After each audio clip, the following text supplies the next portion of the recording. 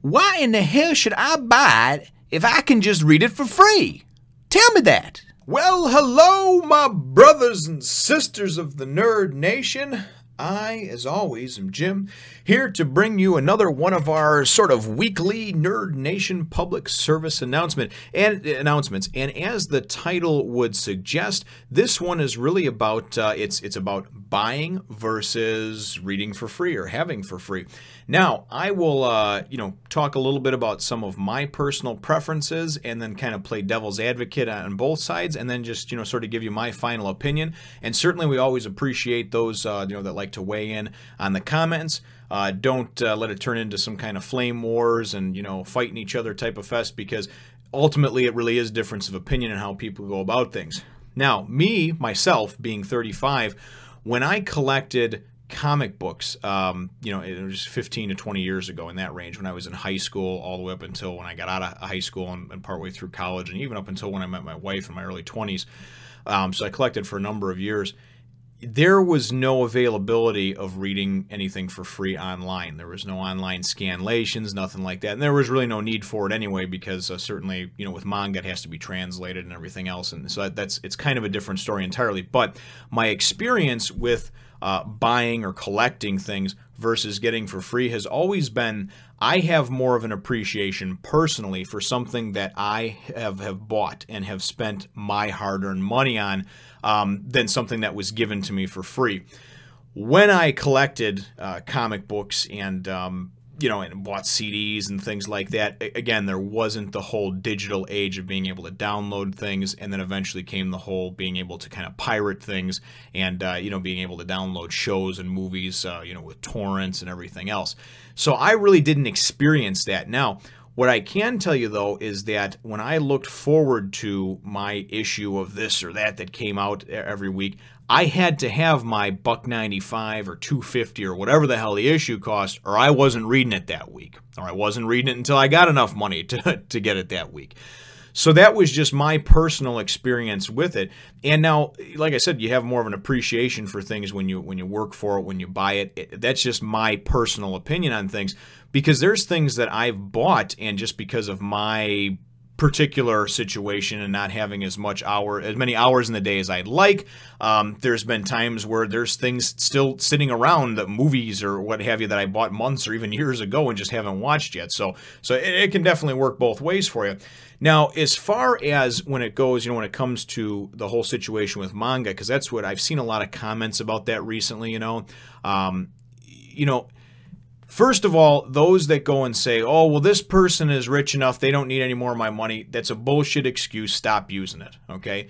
It doesn't matter how much money that particular creator or that person has made. Let's use Oda for an example. We know that there 350 million copies of his volumes are in print, plus everything he gets from just all the other various things that are outsourced in the merchandising and everything else. Does he have a lot of money? Yes. Does he work very hard? Yes, he does. And he loves what he does, because if he didn't, he would have stopped doing it by now, okay, if it was just about the money. But who are you to go and say that he doesn't deserve any more money because he's already made enough? Who are you to deem that 100 million or 200 million or 10 million is enough for a person? That's my whole problem with that I hear and that I see going on with people. And I'm not trying to go and start a war with anybody here, because many times I do try to remain as neutral as possible. But stop using the excuse that you don't buy shit because that person's already rich enough. That community's already got enough money. The reason that the costs for things keep going up year after year, whether it be a comic book, a book itself, a movie or whatever, is because of the attitude of people like you that just download it for free. You never ever buy it. You never contribute anything to the community. And you're usually the people that bitch about every little fucking thing as well. As far as I'm concerned, that is why the price goes up. Now, of course, inflation and other things, like with movies, obviously the budgets have gone up for the special effects and everything else, But when you have a number of people, whether it's 10% or 20% or 30%, that if that availability wasn't there online or some way to go and steal it in essence for free, and they never give back anything to the community, that percentage of people it winds up taking away from the pool of money that would go towards being able to produce more, being able to make more. Now, there's a lot of different schools of thought on that, because with big blockbuster movies, the movie houses make all these hundreds of millions of dollars, and you think, oh, well, God, that's just this big, rich corporation. That is true. But this is also a corporation that goes and then takes, depending on how much they make on some of those movies, is directly dependent upon how much money they'll go and put into another project that maybe is unknown or lesser known. They may award a larger budget if they've had a better quarter for things like that. So ultimately, those that use the excuse that, well, you don't need to give back to the community because they've already made enough, it's a bullshit excuse. If you want to go and read something online for free and never buy something, fine, go ahead and do it. But don't go around telling everybody that you do it because of this made-up reason that you've made up in your head to justify your dishonesty or your theft. Now, with manga, obviously, if you want to go and you want to read it when it comes out, you have to go and read the online scanlations or whatever they call them that are translated. But they're translations that are put out there so you can obviously have that immediate gratification of, I got to know what happens next in the story. But really, if you're a person that's a collector or somebody that wants to give back to the particular community that you are a part of or you claim you're a part of, when those do come out and money permits for you, you will try to go and purchase them. And I'm not saying that you have to go and purchase and own everything that you like. There's probably some shit series out there too that you read for 50 chapters or 100 chapters, and it's just garbage, right? I'm not saying go out and buy shit that you don't like, but if it is a series that you like, you enjoy what the creator is doing, you enjoy what the company that backs it and everything else is doing and some of the merchandising, and you really like the anime for it and everything else, then by all means, go ahead and support it if you can, if you're able. Now, I'm not telling you because to go ahead and do that because I don't know what your personal monetary situation is. I personally go and try to budget a certain amount of money every month for like entertainment, for things that I like, whether it's going to see a movie or whether it's buying a particular book that I like to read, or, you know, buying a movie that came out on DVD or whatever, Blu-ray, you know. I do a lot of impulsive buying too, but that's mostly due to the fact that I have kids, and a lot of times it's like, oh, I want to get this movie, it was so good, we saw it. And I'm like, okay, fine, you know, and I get it, and it wasn't really in the budget to begin with. However, that's just how I go about things. You may look at it entirely different, and I really want to create some conversation over here. And again, not flame wars, okay? I've seen some of those in comment sections on my videos and on some other folks' videos as well. And I really don't want this to get into finger pointing and putting each other down for whatever your personal preference is. I personally believe that the best way to support a creator or a company or a favorite artist or whatever it is that you like, I believe that purchasing their actual music, movie, book, whatever, is the right way to go about things. Now, ultimately, in the end, that artist doesn't really see as much of the money as you probably would want them to, but that is their business. That's the deal they cut. That's what they got suckered into with the record company or the movie company or the record label, whatever, you know. I'm not sure how much money, if I buy a $7.99 volume of something, I have no idea that creator, that mangaka, how much that he actually sees. Is it 70 cents or is it 7 cents? I don't know. I don't know what the breakdown is as far as the marketing, the publishing, the editing, you know, because there's a slew of people behind the scenes that you don't ever acknowledge that go into this. And those are the people's jobs that you're helping to keep.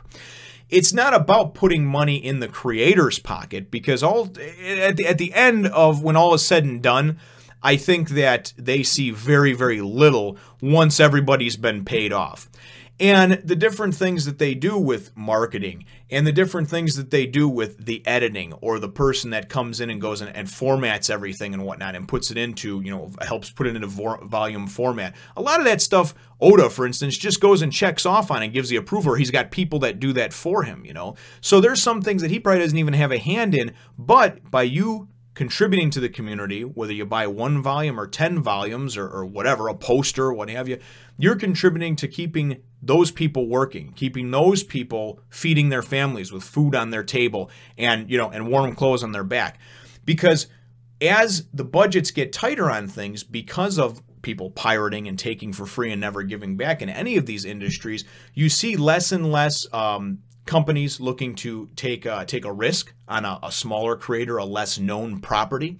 You'll see a lot less of that because they're a lot more apprehensive to go and loosen up their belts and take their wallet out and say, hey, You know, we're going to put up 10 million to get this project started.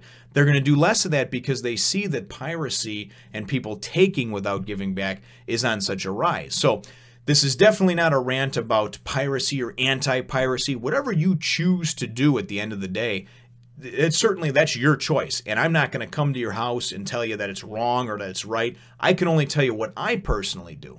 I try to give back to the community if I can. I try to pick up things. And then too, just being a collector, I like having them. I like having the different, the various volumes of things. I really enjoy it. I like having them. Not everybody feels like that. There is, again, some of you out there that feel like, you know what, I'm just going to go and, what do they say, why buy the cow if you can get the milk for free or something like that? I think I heard that in a comedy once. But that truly is. It really winds up boiling down to difference of opinion and what your personal, morals and beliefs are on things. If you believe that it's okay to go and be entertained in some medium, whether it be music or movies or manga or comics or books or what have you, and that it's okay to go and enjoy that and be entertained by that and not have to ever give anything back but a little bit of your time to go and read it, to listen to it, to whatever, and you still enjoy it, and you believe that that's right and that's okay, by all means, keep on doing it.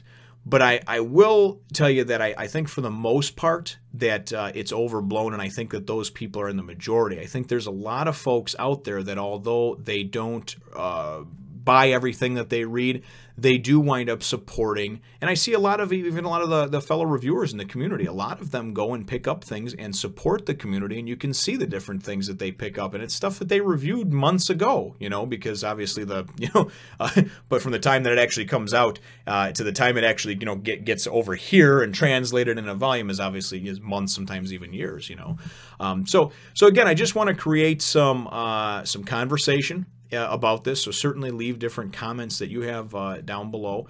And then as well, if you have any thoughts for future public service announcements, subjects that you'd like me to talk about in particular, and kind of get a little bit of debate or a little bit of conversation going, I'd be happy to do that as well. But as I said, for any of you that have watched this long, do not take this as an anti-piracy or piracy type of thing. It doesn't matter to me either way. I know that in these particular series that I'm covering right now, when I do catch up, I am in fact going to be reading those online scans or scanlations, the translated things, alongside you folks.